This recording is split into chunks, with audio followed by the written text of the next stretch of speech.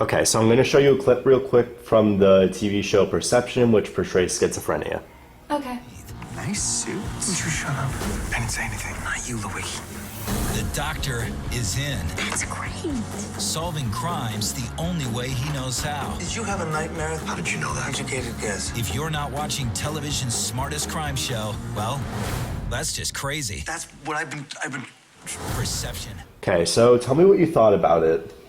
I thought it kind of made schizophrenia, it made it funnier, it made it kind of a joke rather than a real mental illness. All right, and then how did you feel about when they used the word crazy in the clip? I found it kind of ironic. All right. Okay, now I'm going to show you a clip from the movie A Beautiful Mind, which has a different portrayal of schizophrenia.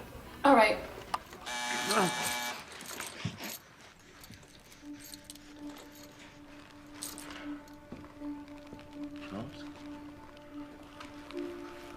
Charles? I didn't mean to get you involved in this. I'm sorry.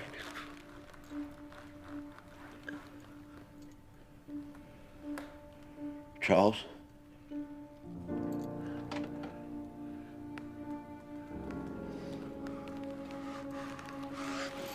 The prodigal roommate revealed. Saw my name on the lecture slate. You lying son of a bitch! Who are you talking to? Tell me who you see. How do you say Charles Herman in Russian? How do you say it in Russian? There's no one there, John. There's no one there. He's right there. He's right there. Okay, so tell me what you thought about the portrayal of schizophrenia in this.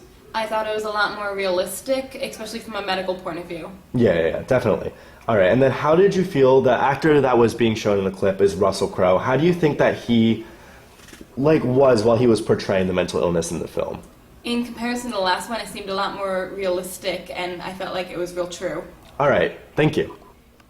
Okay, so I'm going to show you a clip from the TV show Monk, which has a portrayal of obsessive-compulsive disorder. All right.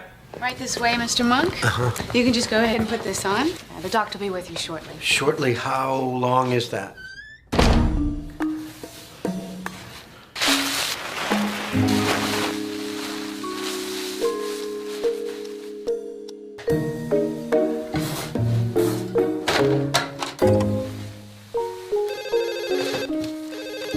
Hello? Hello? Hello?